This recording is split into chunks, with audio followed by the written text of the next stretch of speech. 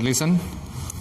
Today we have to discuss about our chapter from physics section, that is gravitation. आता आज आपण physics सेक्शनच्या चॅप्टरला सुरुवात करत आहोत. फिजिक्स सेक्शनचा चॅप्टर कोणता आहे? ग्रॅव्हिटेशन.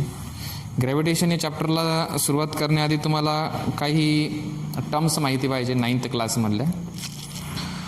आता 9th मध्ये तुम्हाला एक चॅप्टर होता लॉज ऑफ मोशन. यामध्ये तुम्ही मोशनची कन्सेप्ट बघितलेली आहे, ज्याचं इंट्रोडक्शन तुम्हाला या चॅप्टरमध्ये सुद्धा थोडंसं बघायचं आहे. त्याबद्दल थोडीशी इन्फॉर्मेशन तुम्हाला इथे सुद्धा बघायची आहे.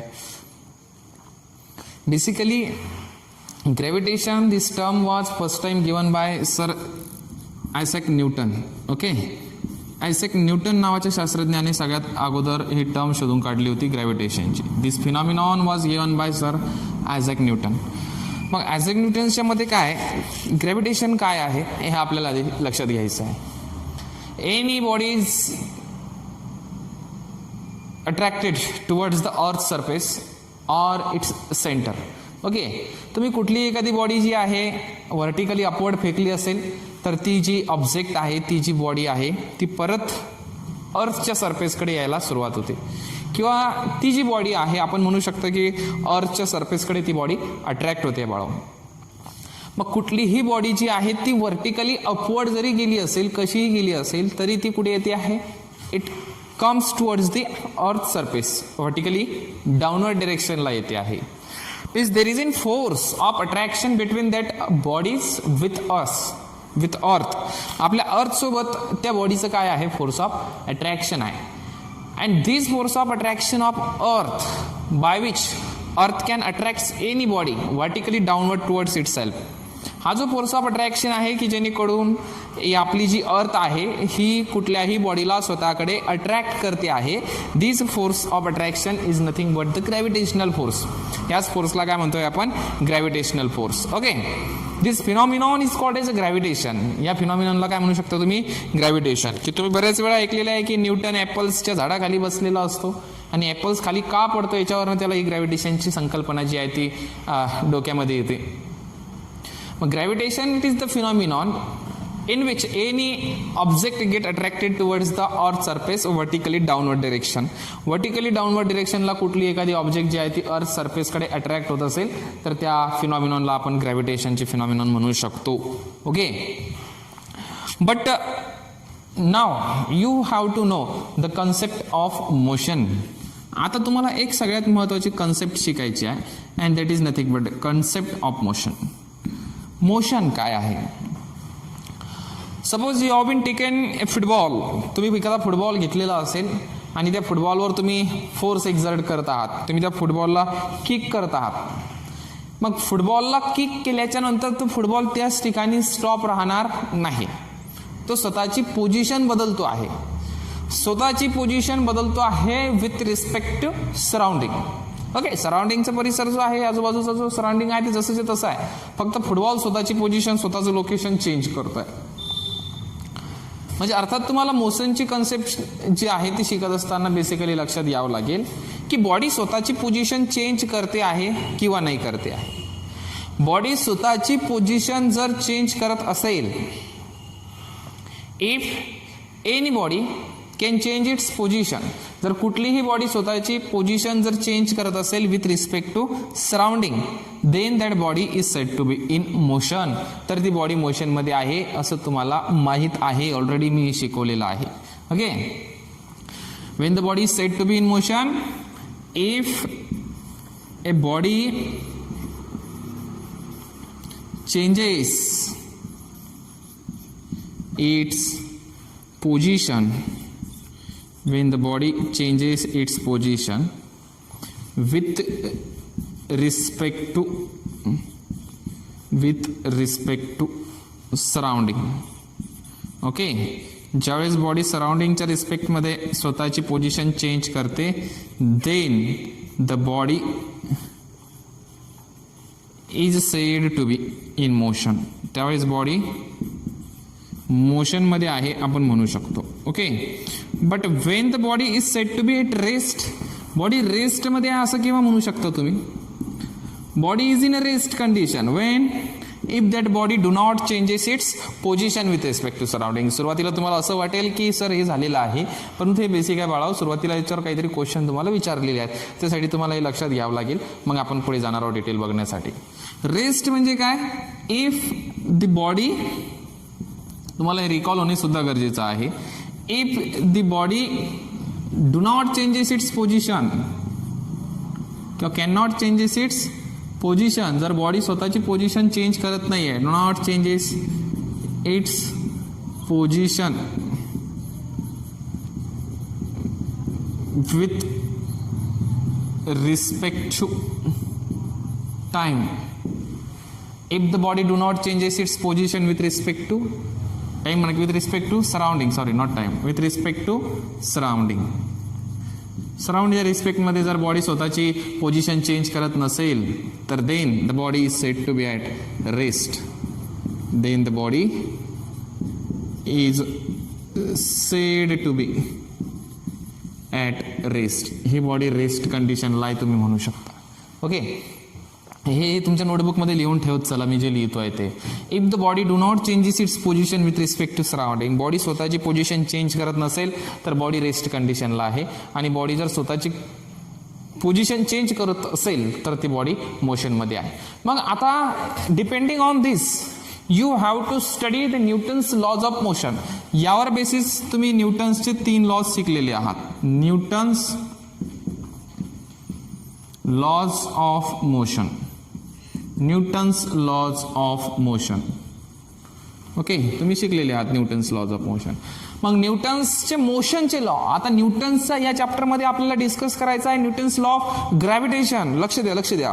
न्यूटन्स लॉ ऑफ ग्रॅव्हिटेशन बाळाव. आणि तुम्ही आधी काय शिकलेले आहात? Newton's laws of motion.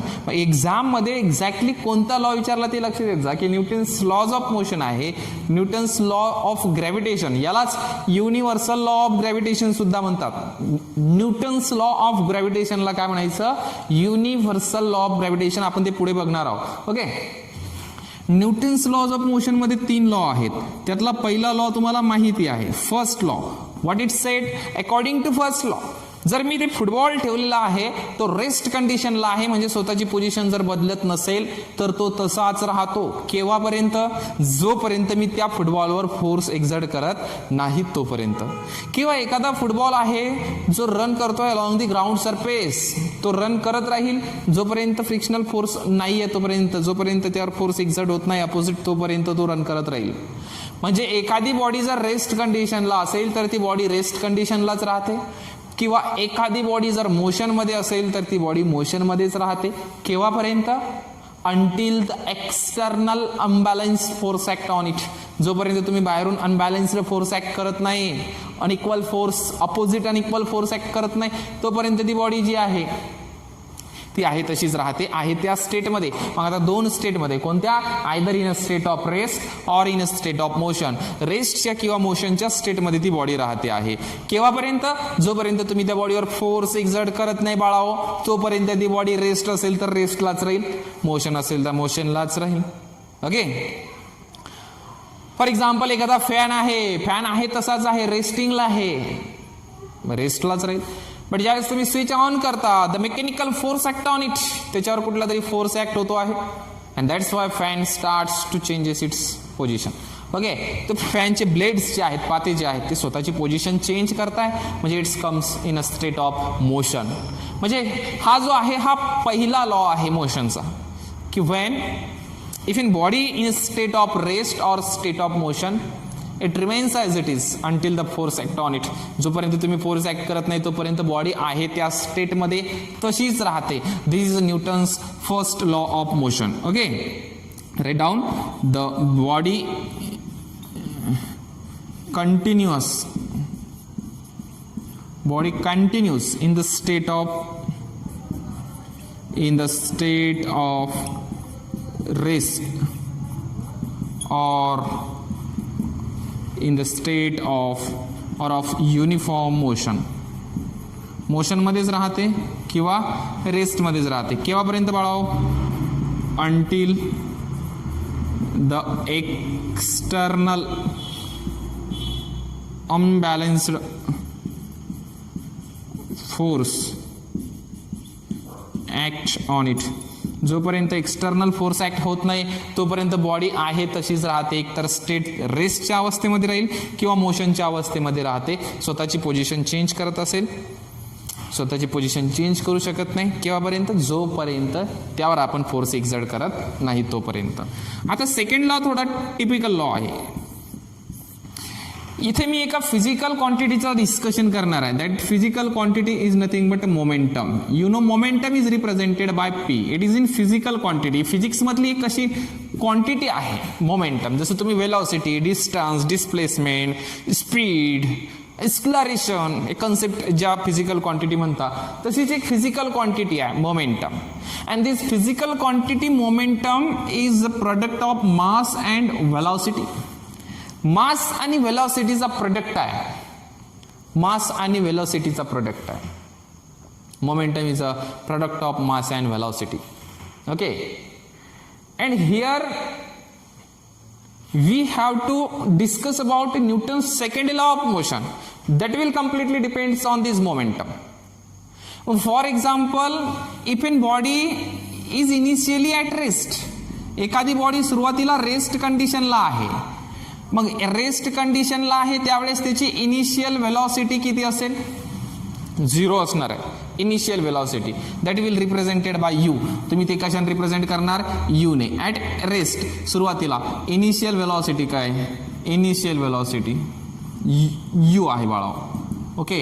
And after some time t एवढ्या वेळेनंतर जर बघितलं मोशनमध्ये आली ती बॉडी आणि फायनल वेलॉसिटी किती असेल त्या बॉडीची, मग व्ही. म्हणजे सुरुवातीला यू एवढी वेलॉसिटी होती आणि फायनल वेलॉसिटी किती होती, व्ही इतकी फायनल वेलॉसिटी होती. एखादी बॉडी मोशनमध्ये असेल, इनिशियल वेलॉसिटी यू आहे, फायनल वेलॉसिटी व्ही आहे असं आपण म्हणू. आणि ही वेलॉसिटी चेंज करण्यासाठी लागलेला टाइम पिरियड किती आहे, त्याला टी इतका टाइम पिरियड लागला वेलॉसिटी चेंज करण्यासाठी. सपोज सुरुवातीचा स्पीड 10 मीटर पर सेकंद आहे आणि final velocity 30 meter per second आहे.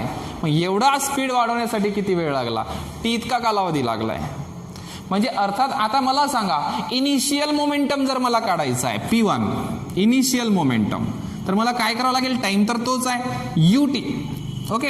आता product of mass and velocity, velocity कोणती आहे यू. मला जर फायनल मोमेंटम काढायचं आहे तर वेलॉसिटी कोणती घ्यावी लागेल, व्ही. मास आणि वेलॉसिटीचा प्रोडक्ट लक्षात घ्या. इनिशियल वेलॉसिटी घेतली कारण इनिशियल मोमेंटम काढलं, फायनल मोमेंटमसाठी फायनल वेलॉसिटी घेतली. मला सांगा दोन्ही ठिकाणची मोमेंटम कॉन्स्टंट आहे का, नसणार आहे, कारण वेलॉसिटी चेंज आहे. जर एखादा फॅन रेस्ट कंडिशनला आहे तर मोमेंटम किती आहे, 0.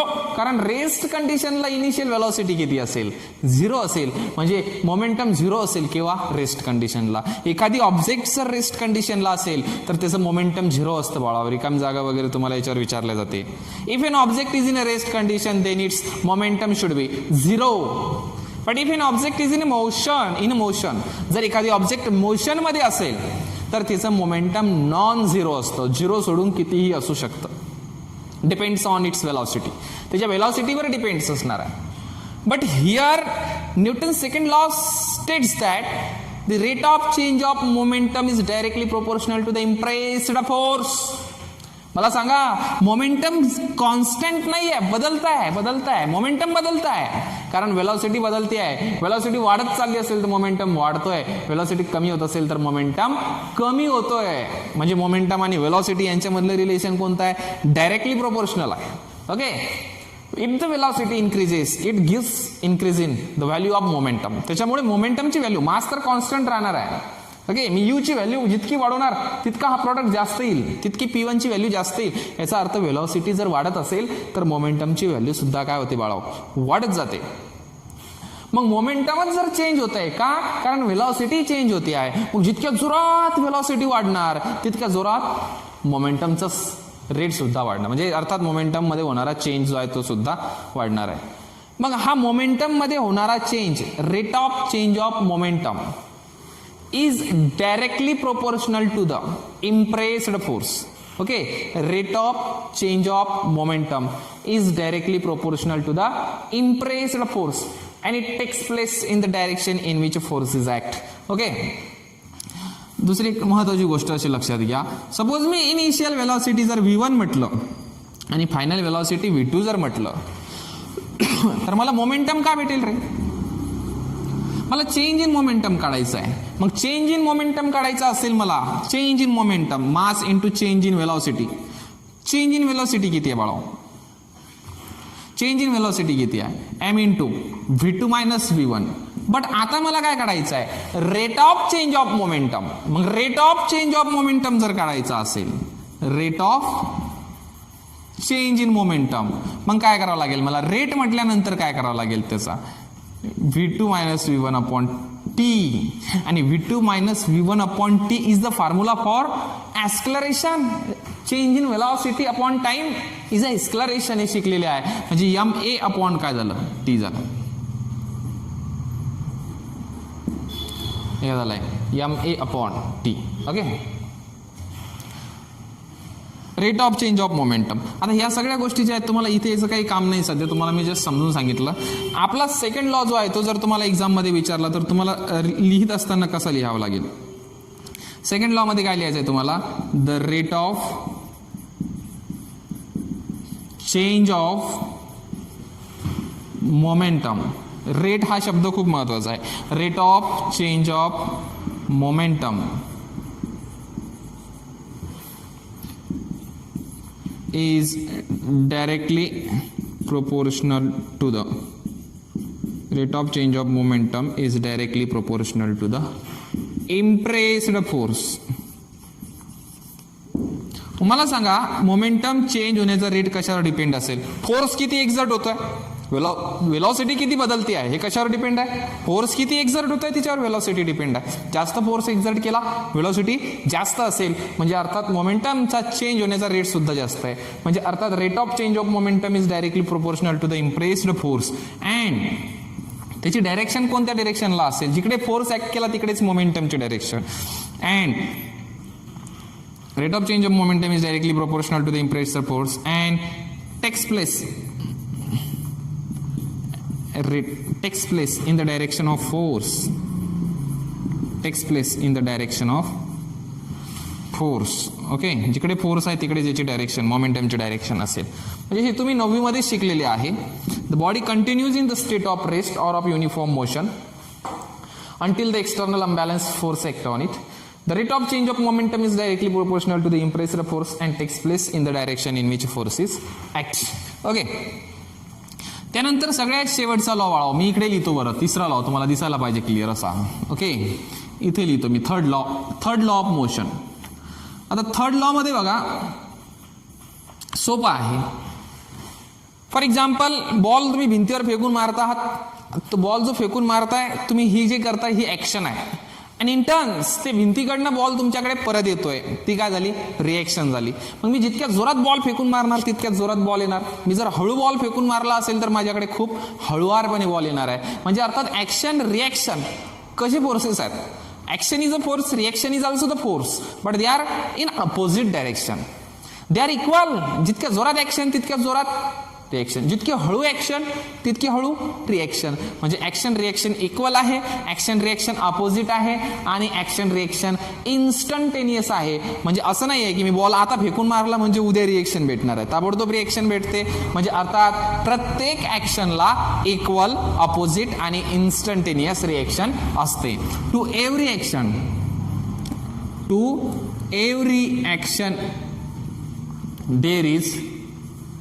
there is equal, opposite and instantaneous reaction. Equal, opposite and instantaneous reaction. प्रत्येक ऍक्शनला इक्वल, अपोजिट, इन्स्टंटेनियस रिएक्शन असते. These are the 3 laws of motion according to न्यूटन्सने सांगितलेले मोशनचे 3. आता तुम्ही म्हणसाल सर ग्रॅव्हिटेशन सुरू आहे, इकडे मोशन सुरू आहे. हे चॅप्टरच्या इंट्रोडक्शनमध्ये तुम्हाला दिलेलं आहे काही प्रिव्हियस नॉलेज म्हणून. तर तुम्हाला हे माहिती पाहिजे न्यूटन्सचे लॉज ऑफ मोशन कोणते कोणते आहेत. ते जर तुम्हाला विचारले तर ते तुम्हाला एक्झाममध्ये लिहिता यायला पाहिजे. This was in your previous knowledge. हे तुमचं प्रिव्हियस होतं. आता तुम्हाला इथून पुढे 2 टर्म्स महत्वाचे मी सांगतो, 2 डेफिनेशन, ते लक्षात घ्या. Now we have to study about circular motion and centripetal force. आता आपल्याला कशाचं डिस्कशन करायचं आहे, सर्क्युलर हे लिहून ठेवायचं तुमच्या नोटबुकमध्ये. ओके, स्क्रीनशॉट काढून घ्यायचा याचा व्यवस्थित, आणि जसं जसं मी लिहिलेलं आहे तसं तसं लिहित जा. ओके, नोटबुकमध्ये व्यवस्थित रिप्रेझेंट करत चला. क्लासेस सुरू झाल्याच्या नंतर तुमच्या नोटबुकमध्ये ते असायला पाहिजे. आता basically you have to know the definition of circular motion. आता याच्या आधी तुम्हाला काय शिकायचं आहे, circular motion. What is circular motion? What is circular motion? Circular motion, it is a motion of any object along the circumference of circle. कुठल्याही ऑब्जेक्टची circular पाथने होणारी जी motion आहे बाळाओ, त्याला काय म्हणणार, circular motion. For example circular असा curve road आहे, curve. Okay, इथपर्यंत असा सरळ रस्ता आहे, पण पुढे आल्याच्या नंतर अशी कर्व आहे, आणि या रोडने काय होत आहे, म्हणजे अर्थात इथून इथपर्यंत जर बघितली तर ही आर्क कशी आहे, सर्क्युलर आर्क आहे. आणि याच्यावरनं कुठली तरी जर एखादी बाईक जाते आहे, याच्यावरनं जर एखादं व्हेकल जाते आहे, तर याच्यावर फोर्स कोणत्या डिरेक्शनला असणार आहे, towards the centre of this circular arc. Okay, म्हणजे गाडी जशी टर्न मारणार तर याच्यावर फोर्स कोणत्या डिरेक्शनला असणार आहे, सर्कलच्या सेंटरच्या दिशेने सुद्धा असणार आहे. ओके, दोन फोर्सेस असणार आहे, एक सेंटरच्या दिशेला, तर दुसरा फोर्स कुठे असणार आहे, along the tangent of this circle, या सर्कलच्या टँजंट डिरेक्शनला असणार आहे. पर ते नंतर आपण बघू. त्याआधी लक्षात घ्या तुम्ही की सर्क्युलर पाथने जर एखादी ऑब्जेक्ट मूव्ह होत असेल, for example our earth move along the moves in the orbit of sun. सूर्याच्या भोवती कुठल्या तरी एका विशिष्ट ऑर्बिटमध्ये आपली अर्थ फिरते आहे. अर्थची जी मोशन आहे सर्क्युलर पाथने जर होते आहे तर आपण म्हणू शकतो it is a circular motion. Okay, the motion of blades of फॅनचे ब्लेड्स सर्क्युलर पाथने फिरतायत, म्हणजे अर्थात ती मोशन कोणती झाली, circular motion. Okay, for example you have been tied stone with thread. थ्रेडला, धाग्याला, एका दोरीला तुम्ही जर दगड बांधला आणि फिरवताय तुम्ही, तर त्याची मोशन कोणती असेल, सर्क्युलर मोशन असेल. म्हणजे सर्क्युलर मोशनची डेफिनेशन काय लिहिणार तुम्ही, the motion of an object किंवा बॉडी म्हणा, the motion of an object, motion of an object along the circumference of circle किंवा along the circular path. Circular पाथने म्हणा किंवा सर्कलच्या सर्क्युम्फरन्सच्या डिरेक्शनला म्हणा एखाद्या ऑब्जेक्टची जर मोशन होत असेल तर त्याला काय म्हणणार बाळाव तुम्ही, it is called as a circular motion. काय म्हणणार बाळाव त्याला तुम्ही, circular motion. It is called as the circular motion. Okay, त्यानंतर याची एक्झाम्पल जर सांगायची झाली तुम्हाला, motion of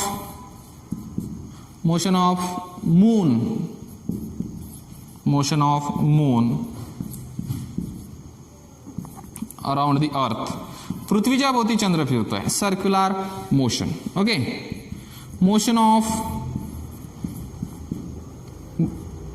bike along curve road. Curve रोडने जर बाईकची मोशन होते आहे, कर्व रोडने जर बाईकची मोशन होते आहे तर it is also the circular motion. Motion of earth around the sun. अर्थची मोशन सनच्या भोवती कोणती motion, circular motion. These are the example of circular motion. Now we have to discuss about the centripetal force. आता आपल्याला कशाबद्दल discuss करायचं आहे, centripetal force. कशाबद्दल बाळाव, सेंट्रिपिटल फोर्स. बघा आपण ऑनलाईन जे लेक्चर घेतोय ते 30 ते 35 मिनिटाचं लेक्चर, पण तुम्ही तेच जर क्लासमध्ये शिकले तर आपण त्याला 1 hour करतो. त्यामुळे आपण जर 1 hour घेतलं तर असं तर 3-4 लेक्चरमध्ये चॅप्टर संपून जाईल आणि तुम्हाला समजेल, परंतु मग तो चॅप्टर फास्ट होऊन जाईल. तरी आपण थोडं थोड्याने व्यवस्थित घेत चालणार आहोत. जोपर्यंत क्लासेस सुरू होत नाही तोपर्यंत हा चॅप्टर आपल्याला घ्यायचा आहे व्यवस्थित. ओके, तर सेंट्रिपिटल फोर्स कशाला म्हणता येईल. आता फॉर एक्झाम्पल नीट व्यवस्थित लक्ष द्या. For example here this is in circular path. Okay, अशा सर्क्युलर पाथने कुठेतरी एखादा पार्टिकल किंवा कुठला तरी एखादी ऑब्जेक्ट मूव्ह होते आहे अलॉंग दिस सर्क्युलर पाथ. या circular path, this is a centre of circular path. त्या सर्क्युलर पाथचं काय आहे, सेंटर आहे, आणि या सर्क्युलर पाथने कुठली तरी ऑब्जेक्ट सर्क्युलर मोशन परफॉर्म करत आहे. अँड इफ दॅट ऑब्जेक्ट एक्झर्ट्स, त्या ऑब्जेक्टवर सपोज इथं ऑब्जेक्ट आहे सर्क्युलर पाथने फिरते आहे, या ऑब्जेक्टवर एक फोर्स ऍक्ट झाला towards the centre of this circular path, त्या सर्क्युलर पाथच्या त्या सर्कलच्या सेंटरकडे एक फोर्स आहे, एक फोर्स आहे अलॉंग द टँजंट, हे विसरू नका. एक फोर्स कुठे आहे अलॉंग दी टँजंट, परंतु एक फोर्स आहे जो कुठे आहे टुवर्ड्स इट्स सेंटर, त्याच्या सेंटरकडे आहे त्या सर्कलच्या. मग असा जो फोर्स आहे जो या ऑब्जेक्टवर ऍक्ट होतो आहे, कोणत्या ऑब्जेक्टवर की जी ऑब्जेक्ट सर्क्युलर मोशन परफॉर्म करते आहे, अशा ऑब्जेक्टवर जर फोर्स ऍक्ट होत असेल towards the centre of that circle, then it is called as the centripetal force. तर आपण काय म्हणू शकतो सेंट्रिपिटल फोर्स. सेंट्रिपिटल फोर्सची डेफिनेशन काय लिहिणार तुम्ही, the force acting on an object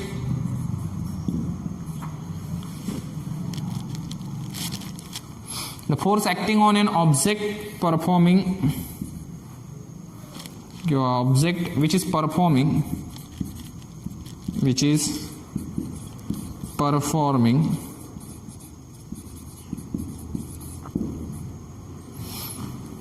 circular motion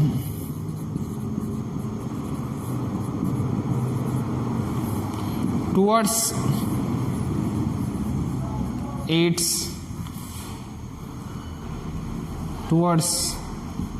the center of circular path, towards the center of circular path.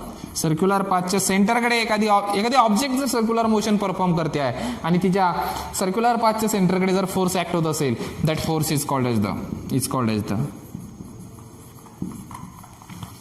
Centripetal force. त्याला काय म्हणायचं आहे सेंट्रिपेटल फोर्स, त्याला आपण सेंट्रिपेटल फोर्स म्हणणार आहे. For example let m be the mass of the object, या ऑब्जेक्टचं मास किती बाळा आपण एम इतकं मास समजू, आणि ही ऑब्जेक्ट ज्या स्पीडने फिरत आहे that will be the v is the velocity, means m is the mass of object, v is the velocity of that object, त्या ऑब्जेक्टची वेलॉसिटी किती असेल व्ही इतकी असेल.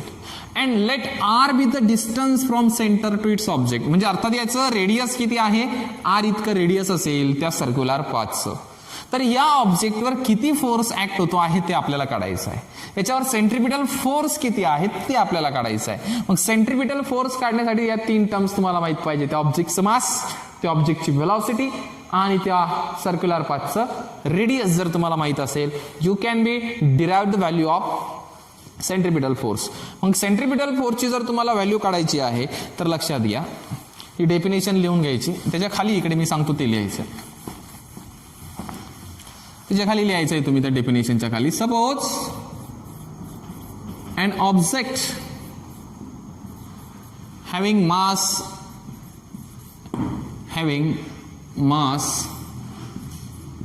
m is moving with velocity, m इतकं मास असलेली ऑब्जेक्ट आहे, move होते, किती वेलॉसिटीने v इतक्या वेलॉसिटीने along the circular path of radius, किती रेडियस आहे सर्क्युलर पाथची आर इतकी, then centripetal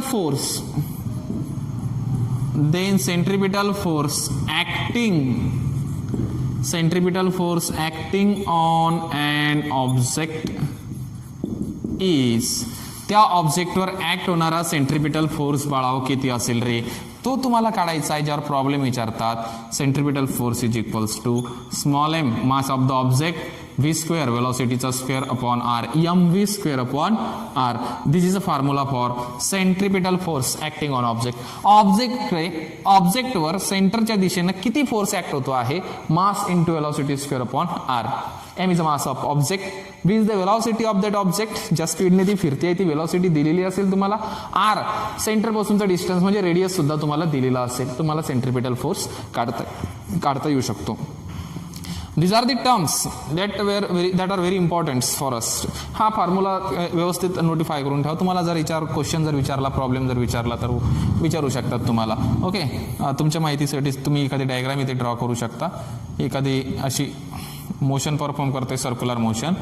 ओके, हे डिस्टन्स सपोज आर इतका आहे, याच्यावर ॲक्ट होणारा हा जो फोर्स असेल, हा फोर्स असेल सेंट्रीपिटल फोर्स.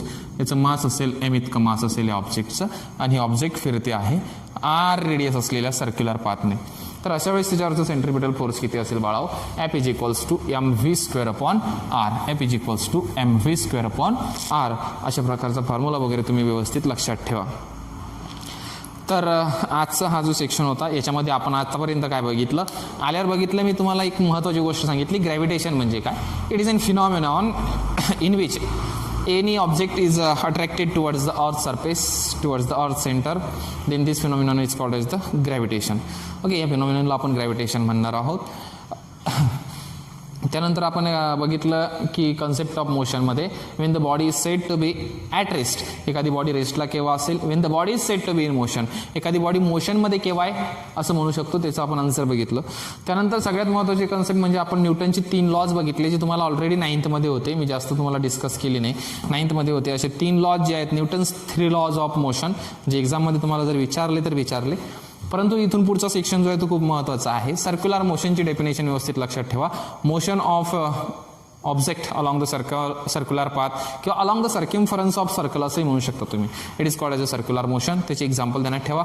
सेंट्रीपिटल फोर्समध्ये फोर्स ॲक्टिंग ऑन ऑब्जेक्ट, एखाद्या ऑब्जेक्टवर ॲक्ट होणारा फोर्स, पण कोणत्या ऑब्जेक्टवर? जे ऑब्जेक्ट सर्क्युलर मोशन परफॉर्म करते त्या ऑब्जेक्टवर जर सेंटरकडे फोर्स ॲक्ट होत असेल तर या फोर्सला काय म्हणायचं? Centripetal force. आणि तो सेंट्रीपिटल फोर्स जर काढायचा असेल तर ऑब्जेक्टचं मास माहिती ठेवा, व्हेलॉसिटी माहिती ठेवा आणि याचा रेडियस माहिती ठेवा. इथे व्हॅल्यू जर ठेवला तुम्ही F is equals to M V square upon R, that will be the formula for centripetal force. कशासाठीचा फॉर्म्युला भेटेल बाळा तुम्हाला? हा सेंट्रीपिटल फोर्ससाठीचा. ओके, तर आजच्या लेक्चरमध्ये आपण इथंच थांबू. पुढच्या लेक्चरमध्ये आपल्याला खूप महत्त्वाचा प्रश्न बघायचा आहे, जो तुम्हाला बोर्डच्या एक्झाममध्ये बऱ्याच वेळा विचारला जातो. 5 मार्क्सचा किंवा 3 मार्क्सचा असा क्वेश्चन आपल्याला उद्याच्या लेक्चरमध्ये बघायचा आहे. त्यासाठी तुम्ही बेसिकली आज जेवढं झालेलं आहे ग्रॅव्हिटेशनचं तेवढं व्यवस्थित करून ठेवा. Okay, thank you.